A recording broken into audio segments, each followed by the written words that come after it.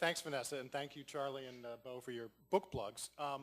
When you're the last guy on a panel as distinguished as this, it reminds me of a congressman, I think, who once, at the end of a long day of hearings, said everything has already been said, but it hasn't yet been said by everyone. So I'm going to try and avoid that peril by sharing one story and two brief points. Broadly in the theme of what I think of as today's confused capitalists, because in the research I did for this book, The Tyranny of Dead Ideas, one of whose dead ideas is your company should take care of you, the whole employer-based system of healthcare benefits and other benefits that we've evolved to. I've become convinced that business isn't thinking the right way about its role in society and the balance of the role between public and private sectors at this moment in the evolution of capitalism, if that's not too grand. And I want to urge employers, as part of this whole debate, in which I applaud CED for leading that discussion, to rethink their role and be open-minded about these questions. So here's the quick story. Not long ago, the leaders of a union at one of the representing the workforce at one of the major brand name companies in the United States went to the executives of this company and said, we'd like you to think about what the impact would be on profits and shareholder value if we did some kind of systemic health reform in America that permanently lowered your contribution to the cost of health care. Not through some single-payer, evil Canadian system, let's get that canard off the table, but through some kind of rational, market-based universal health coverage that permanently lowered your contribution to the cost of health care for the system and for your employees. What would the impact be on shareholder value and profits? And the company said, all right, that's an interesting idea. We're going to go off and run those numbers. So they came back a little while later, and they said, called the union chief up, and he said, we ran those numbers, and you're right, they're extraordinary. And the union leader said, great, we'd love to sit down and discuss it with you. And the executive paused and said, well, we can't do that. And the union leader scratched his head and said, well, why not? And the executive said, because the numbers are so big, you'll never understand why we don't want to pursue this as a matter of policy. Think about that for a minute. The numbers are so big, the impact on our bottom line and shareholder value is so big from this kind of reform, you won't understand why we don't want to pursue it as a matter of policy. I would suggest that there's something in that kind of thinking, which in my research at least I've seen across a lot of corporate America, that's a barrier to the kind of open-mindedness that we need at this moment to revisit some of the arrangements we have that will address some of the goals we all, I think we all share. Now, the 2 points I want to add have to do with how we got to this place. The first point is about how we got to the employer-based healthcare system in the first place. The story that's commonly told, I think, is misleading. After World War II, and most of you may be familiar with this, during World War II, there was wage and price freeze, and benefits were exempt from that, and so companies competed for talent, partly by offering health care benefits. And not long after the war, the federal government came in with a tax subsidy that essentially ratified that arrangement, and the system grew like topsy, and it evolved into what is uniquely among advanced industrial nations, the employer-based system that we have today.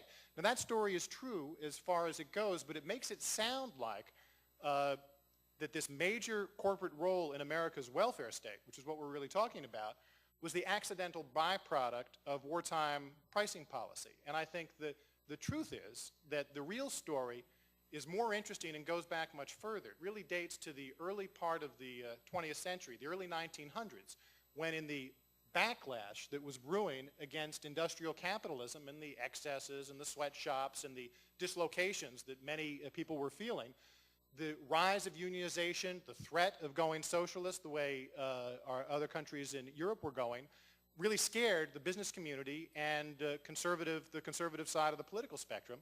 And a decision was made, not from 6 guys sitting around a table, but a de facto decision was reached by the business community and by one side of the political spectrum that the way to stave off this kind of slippery slope towards socialism and the threat of excess unionization was to put the onus on employers to provide these kind of benefits so that some kind of decent life was achievable for workers without an undue influence of a growing state or a growing union movement. And those benefits, which began then, that later, I would say, due to a kind of accident of history after World War II, when we were the only economy left standing, enabled business to essentially pass on through prices the cost of a big chunk of America's welfare state.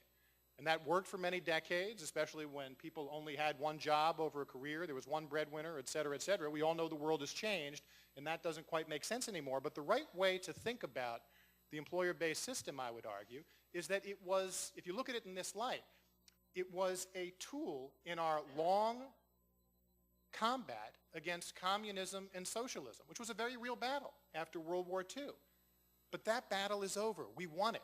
We're not going to become communist or socialist, despite what we're doing with the financial sector these days. We won't. And in the meantime, the global economy, the way people work, has made this system obsolete. So in that sense, it's a relic of that era and ought to be viewed as such. The other point I want to suggest is that the objections I usually hear from business leaders to evolving beyond the employer-based system in the way that CED and others is rightfully arguing ought to be the direction we take, I think aren't sound or aren't fully thought through. And when you see very pragmatic business leaders arguing in ways that don't seem as logical as the way they argue about their business, for example, then you know there's something beyond reason at work. The three big reasons I heard in my research as to why we can't evolve beyond this is that, first, we need these benefits to be able to attract and retain employees. Obviously, that's a very important part of an employer's offer. But on the pension side, you have a government-funded basic pension through Social Security, on top of which business adds all kinds of different bells and whistles and offerings as part of their offering to attract employees. And it's possible to do the same kind of thing in healthcare. Again, without some Canadian evil single-payer system, but through government funding some basic plan that leaves employers to add things on top if they so desire. So I think that's not a persuasive argument. The second, which some business leaders say, or their trade associations, is that if we get beyond employer-based system, we'll end up paying more, but this time we won't control it. Now, when you've seen the charts and graphs we have today, when we're already at 16% of GDP, everybody heading toward 20, everybody else is at 10 or 11 in the industrialized world, we're not delivering on lower costs today in the most private sector-centric healthcare system today. So again, I think that's not a trumping argument. Plus, if it's the objective of business as a lobby to permanently lower its contribution to the nation's total healthcare tab, in exchange perhaps for supporting whatever revenue is needed to make sure on a broadly based basis we fund what we need to, business can achieve that objective. So that's the second thought. And the third is that we'll lose the innovation that the private sector brings. Now, I'm very sensitive to the innovation thing. It's critical, as others have said, to our economy. And we don't want to kill innovation in healthcare as we wouldn't want to kill it anywhere else. But again, when you unpack that and you see companies that are doing great things in health and wellness, for example, the only way those innovations reach scale, and their goal, frankly, is that they get adopted somehow and through some kind of government-sponsored effort to broadly syndicate those improvements in healthcare and wellness techniques or ways of compensating and dealing with employees that actually improve those things.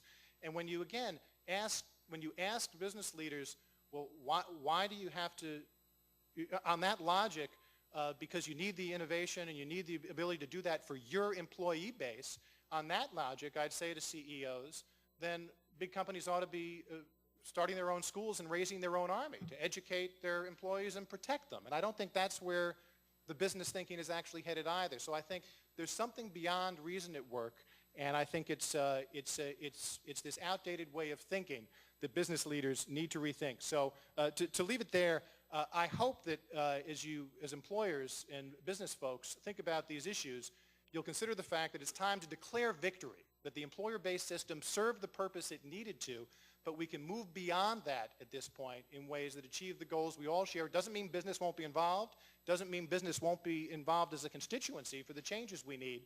But to get where we need to go, I think business will finally have to come to the conclusion that it is okay and sensible to let go of its central role in the system. Thanks.